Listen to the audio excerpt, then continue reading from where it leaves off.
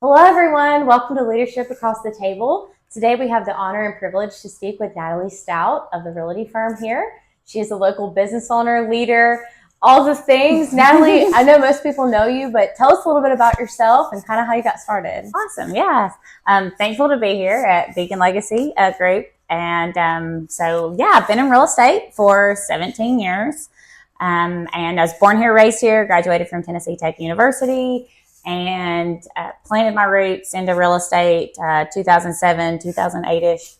Not the best time probably to do it, but it actually taught me a whole lot about the market because I built in a slower market. I built my business, when the crash of 08 happened.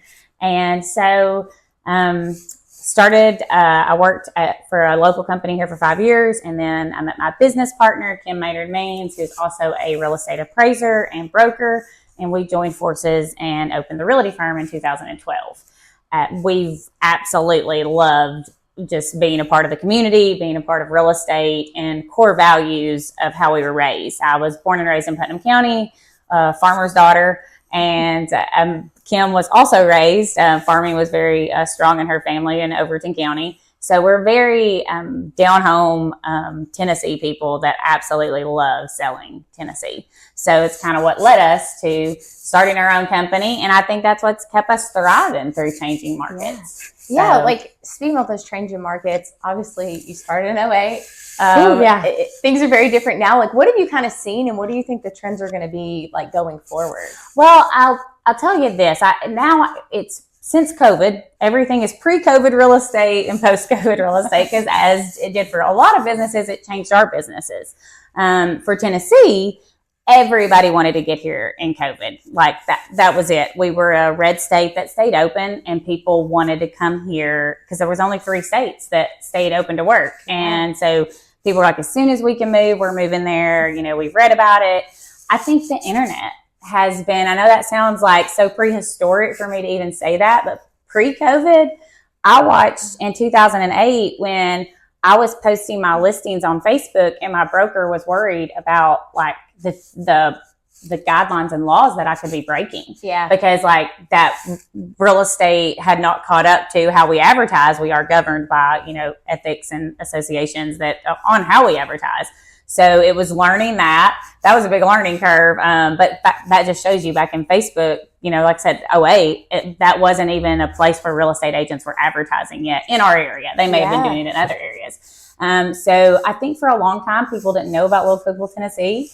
And I think when the early 2000s hit and real estate started going more online with big commercial sites like Zillow and Realtor.com, people started searching. They started saying, oh my goodness, there's this beautiful little place in the upper Cumberland of Tennessee, an hour and a half outside of Nashville, Chattanooga, and Knoxville, and we can afford to move there. Yeah. And they have lakes and parks, and it's safe. And so I really think the internet just totally changed us up until 2020. And then 2020 hit, craziness of the market. We blow up here. We're so busy. 2022 happens, things start to slow down a little bit. They start to raise rates a little bit. 2023 slowed down again a little bit. But at the same time, when I say slow down, it's nationwide, which does affect us a little bit. Yeah. Not a ton, but a little bit. Yeah. And so values are still growing here. People are still moving here. The major changes of real estate at this point is technology and also just knowledge of what you're selling, knowledge of your area, knowledge of your amenities, knowledge of, how the whole process of real estate works. Yeah. So being knowledgeable is that's the key. And the only thing that gives you knowledge in real estate is experience. Yeah. Yeah. So, you just kind of got to get in there and give it a go. Yeah. So what challenges do you face? Like, what's your biggest challenge right now that you're dealing with the market? And then how do you overcome that challenge? I think the biggest challenge we're facing right now as realtors is the challenge of our markets have shifted so quickly, so fast. I've referred to it as whiplash. A lot of times a buyer or a seller particularly will call somebody and say, hey, I'm thinking about selling my house in 6 months. Well, pre-COVID, I could go to somebody's house in 6 months. The value didn't change just drastically. Post-COVID, it's been whiplash. While we're a seller's market, kind of turn back to a buyer's market, back to a seller's market. Nation stats will tell you we're still at a seller's market, but I really don't feel like, I feel like we're kind of even. I feel like that, buyers are having a little bit of an advantage finally because they didn't for about 2 years. Yeah. As you well know, I know y'all have looked at properties. So it definitely, things would go on the market and then they would sell just boom. Things still do that if they're priced correctly. That's always been the name of the game. Yes. But if they, and that's where, again, knowledge and experience and knowing someone's situation. Yes. Because every real estate transaction is different. Every real estate reasoning, like the seller might need to sell, or the seller might say, hey, I'm staying firm because I don't have to sell. Yeah. But explaining, I think that's the biggest part is explaining to the seller, like, hey, I can come look at your home now, but I literally don't know in 6 months if it's going to be worth $50,000 more or $50,000 less. Yes. And that's because I've seen the market go shift, where it did not do that prior to COVID. So, okay. What advice do you have for like first time home buyers? We're in a little bit of a pickle here, especially compared to like your buyers that when you first started out. Oh, absolutely. Yeah. I mean, the thing that brought people here, or the thing that really encouraged a first time home buyer back 10 years ago, was it was cheaper than renting. Yeah. And, you could find a very nice home for $160,000, $170,000. You can't do that anymore. And so I really think the affordability has been the change in buyers, as far as explaining to them, walking them through the process of, hey, you can still afford a home, because rents have gone up, just like prices of houses. Prices of rent have gone up. So even though it might be a little bit more expensive because rates are a little higher, it's still better to invest in your future, because real estate always goes up in value. If there's one thing that's kind of comical to me is when people say, oh, the market's going to crash, it's getting ready to crash. And it's like, no, the market fluctuates just like stock. And I tell sellers that I can do my best job and my best marketing efforts, but the market tells you what your value is. Yes. And, if you look over the history of real estate, it goes in a W. Yeah. Like, go back to like a chart and the sales of real estate to the 70s to now. So you can kind of see where you're at. You can kind of say, okay, we're at a peak right now, and it does look like it's starting to drop. Yeah. Most of the time. And also technology, there's a lot of podcasts and everything available now to be out there, so you can listen to these real estate analysis that you might not have had. Agents, realtors 20 years ago didn't have all this access to all this information. Yes, and not just relying on just what, it says online, finding a knowledgeable realtor, finding those people that can help you along this process, that kind of have those tools. I think sometimes, y'all kind of know properties that might be coming available, or things that aren't on the market. That's where knowledge and experience comes into it. And that also helps a buyer as well. And also when you're a buyer and you're going to hire a realtor, you definitely should sit down with them and see if you connect. I know a lot of times the way it happens is they call a sign and say, hey, we're thinking about looking, and they get that first realtor they come across. Yeah. And so it's like, hey, well, I can show you houses. I can be your buyer's representative. Yeah. Great. Go ahead. They don't know any different that you can interview agents and that you can find somebody to represent your best interests, because it's the ultimate end of the day. You want to hire the best surgeon out there to work on you. Why not hire the best realtor to represent you? Absolutely. Now, anytime someone's a business owner, leadership comes into play there. You have to be a leader in order to, as a broker, as a business owner. How has your leadership style evolved since you've first begun, and kind of how do you keep going forward? A lot. My leadership skills have definitely, they've evolved and changed in a good way. And most people will tell you that who knew me, start of business to now. When I first started the business, it was just me and my business partner and one other person that worked the office. So I'm all we had. So I was working it. And everybody who kind of followed in would just watch me. They would say, okay. And that's the best form of leadership, in my opinion, is I'm not going to tell you what to do. Just watch what I do and get something from it. You don't have to do it just like I sell real estate, but gain something from the knowledge. So when it comes to leadership and the way that I do things, I haven't changed that part of it, but I have changed on the life balance. Yeah. Real estate is a career that you can easily lose your balance. Like as far as, I'm working 7 days a week, I've got to work, and I have no time. Everything else has to go to the wayside because you're dealing with 10 different clients' biggest investment. So, and they want to talk to you at night. They want to talk to you in the morning when they can talk to you on the weekends. It's like, that's part of our job. That's what you sign up for as a realtor, to be available to somebody. But I do feel like there is a good, even balance. And if that's one thing I feel my leadership skills over the years, I've shown it by my own life. Again, I'll do it. I'll lead the way. You just watch me.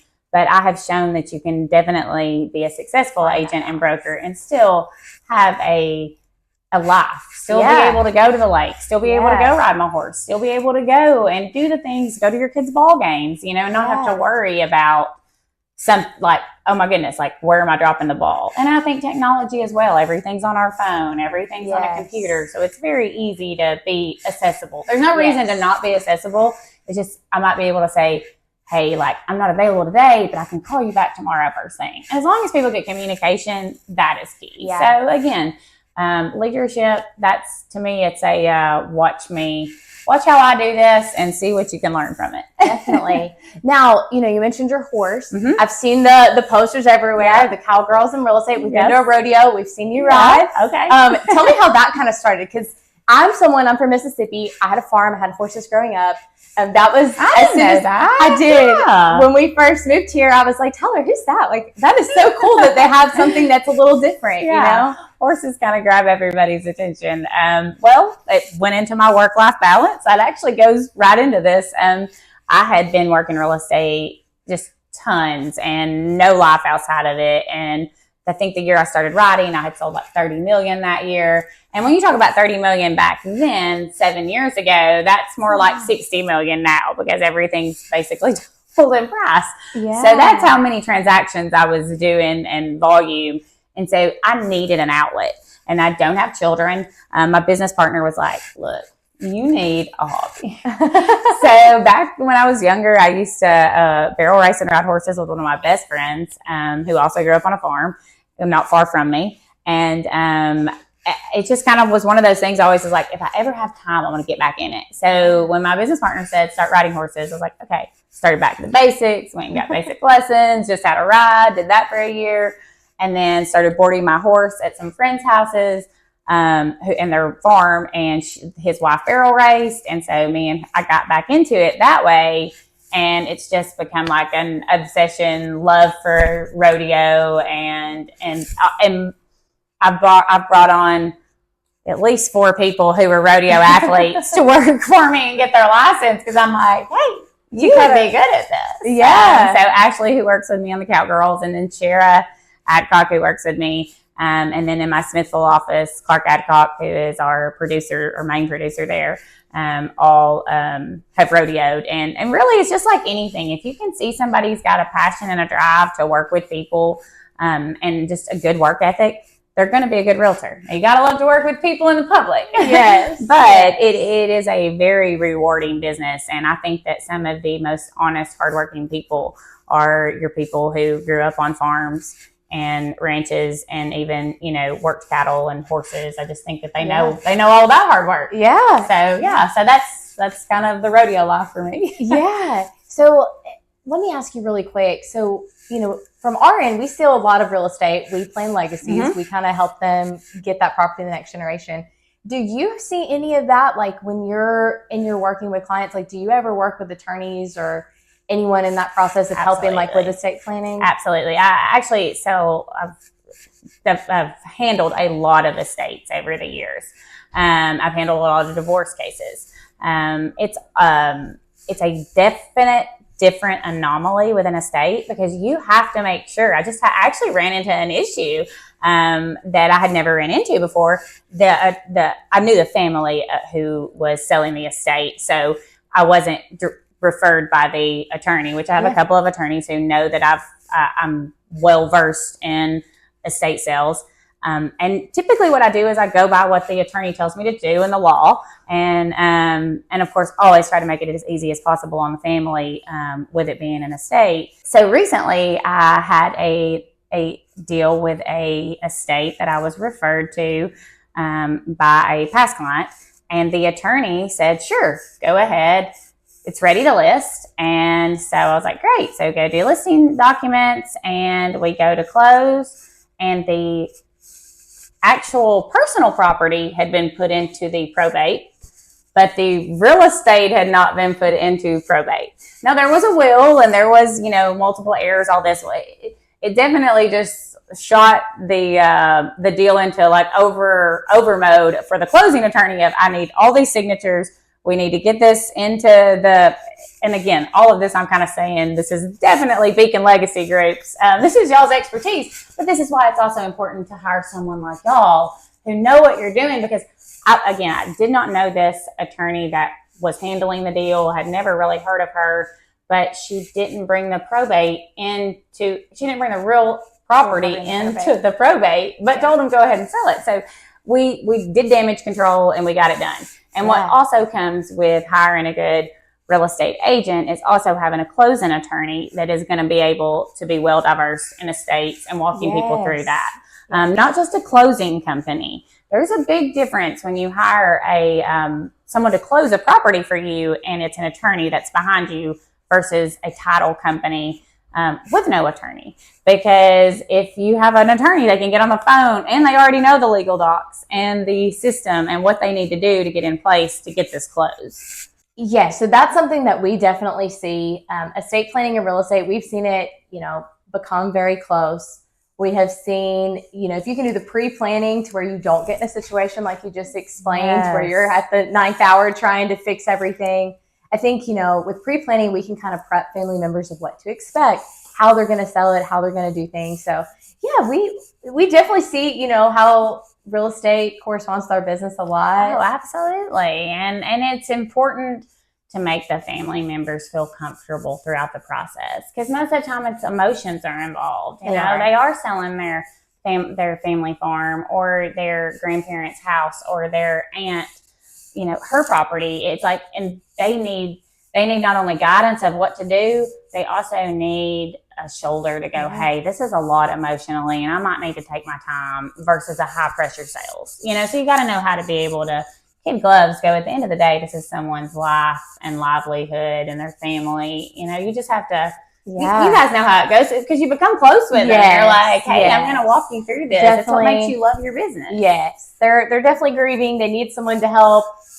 Someone just to take off that pressure, certainly. Yeah, and I think that's been the most gratifying part of handling estates, is when somebody looks at me and says, thank you. Like, thank you, you made this easy. Yeah. Because a lot of times they come in and go, oh, wait, like, do I need to redo the kitchen? Do I need to redo this? Do I need to redo? And I'm like, no, it's an estate. Let's do this the right way and make it as easy as possible. Yes. So. That's wonderful. Well, thank you, Natalie, for being here today. Thank you for having me. We've enjoyed it. It's been wonderful. Absolutely. And we hope to see you again in the future on Leadership Across the Table. Thank you.